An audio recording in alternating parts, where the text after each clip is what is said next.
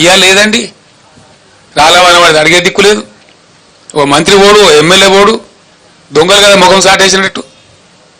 ముఖ్యమంత్రికి అయితే పట్టేలేదు, ఢిల్లీ యాత్రలే సరిపోతాయి. ఏది మరి నాకు అర్థం కాదు. ఎమ్మెల్యేలు ఓరు, ఎంపీలు ఓరు, మంత్రులు ఓరు, అధికారుల బృందాలు పంపించారు. మేము ఒకటే మాట చెప్తాను, ఇవాళ ఏది ఏమైనా సరే, రణరంగమైనా సరే ఈ ప్రభుత్వాన్ని మెడలు వంచుతాం, వదిలిపెట్టాం ఎట్టి పరిస్థితులలో, ఎట్ ఎనీ కాస్ట్. మేమన్నాడు 10,000 రూపాయలు, ప్రపంచంలోనే ఇవ్వాలి 10,000 రూపాయలు, 2,000 ఏదో ఇచ్చి చిల్లర చేతులు దులుపుకునేది.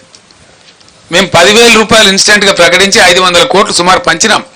450, 460 కోట్లు పంచినాం. ఇలా అతి లేదు గతి లేదు. సుమారు 1,00,000 ఎకరాలలో పంటలు పోయినాయి, రాళ్ల వానలు పడి, అకాల వర్షాలు పడి, కొన్ని హోరు గాలికి దెబ్బతిన్నాయి, వర్షాలు గుర్సి దెబ్బతిన్నాయి, కొన్ని రాళ్ల వానకి దెబ్బతిన్నాయి. దానికి దిక్కు లేదు, దాని గురించి మాట్లాడడం లేడు. ఇవాళ ఉన్న మంత్రి, ముఖ్యమంత్రి, ఉప ముఖ్యమంత్రి వీళ్ళంతా ఏం మాట్లాడారండి? అసలు వాళ్ళ ముఖాలకైనా ఇయ్యలే. వాళ్ళు దిగిపోయిన నాడు కూడా 470 కోట్లు బకాయిలు పెట్టిపోతే మేము ఇచ్చినాం ఇన్పుట్ సబ్సిడీ, బీఆర్ఎస్ గవర్నమెంట్లో ఇచ్చినాం.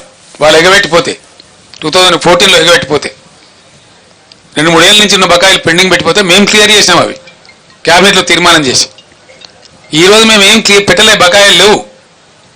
ఇలా జరిగింది. మేమన్నా 10,000 ఇప్పుడు చరిత్రలో ఇయ్యని 10,000 50 ఏళ్ళ కాంగ్రెస్ పరిపాలనలో ఎన్నడూ తెలుగుదేశం పరిపాలనలో ఎవడు ఇయ్యని 10,000 రూపాయలు మేము ఇస్తే దాన్ని కూడా ఎకసెక్కం చేసి మాట్లాడినారు, ఘోరంగా మాట్లాడినారు. ఏ మూల సరిపోద్దండి 10,000, 20,000 రూపాయలు ఇవ్వాలి అని మాట్లాడినారు. మరి ఇలా ఏడ వండుకున్నారు? తలకాయ ఎక్కడ పెట్టుకున్నారు? ఏం చేస్తున్నారు? గుడ్డిగురాల పనులు తోముతున్నారా? వీళ్ళు రైతులు గారా? వీళ్ళు ప్రజలు గారా? పట్టింపు లేదా? వాళ్ళ తరఫున మాట్లాడటం లేరనుకుంటున్నారా? ఒక మహాసముద్రవంత పార్టీ బీఆర్ఎస్ పార్టీ ఉంది, ఊరుకోదు. ఎట్టి పరిస్థితులలో 100కు 100% రైతుల పక్షాన పోరాటం చేస్తాం. ఖచ్చితంగా ప్రభుత్వాన్ని నేను డిమాండ్ చేస్తాను. ఇలా సూర్యాపేట నుంచి ఈ ఎండిపోయిన పంటలకు మీరే ఎండబెట్టిండ్రు కాబట్టి, మీ అసమర్థత వల్ల ఎండగొట్టిండ్రు కాబట్టి,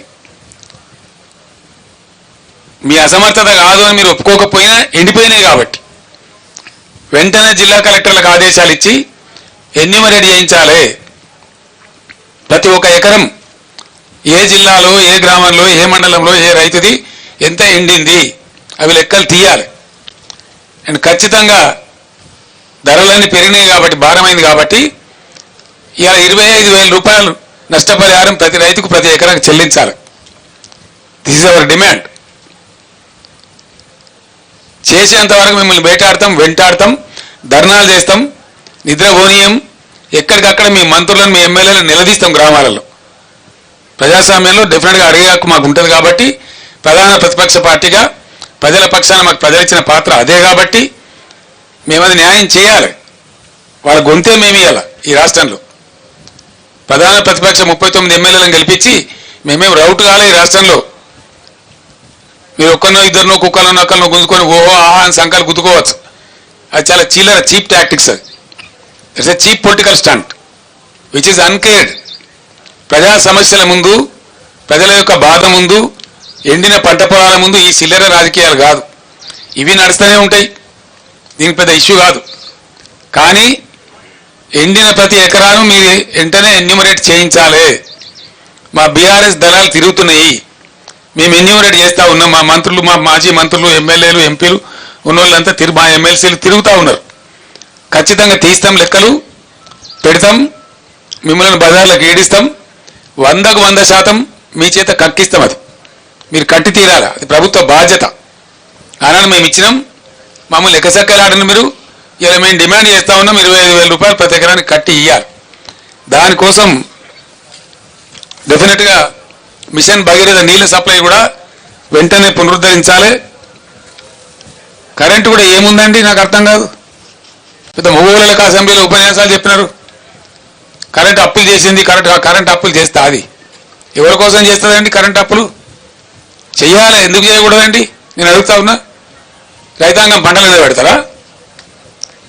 ఆయన నేను చెప్పిన అసెంబ్లీలో గంట సేపు చెప్పిన ఉపన్యాసంలో పీక్ అవర్స్ వచ్చినప్పుడు ఒక 2 నెలల పాటో 3 నెలల పాటో నెలకు 1400 1400 కోట్లు పెట్టి 1400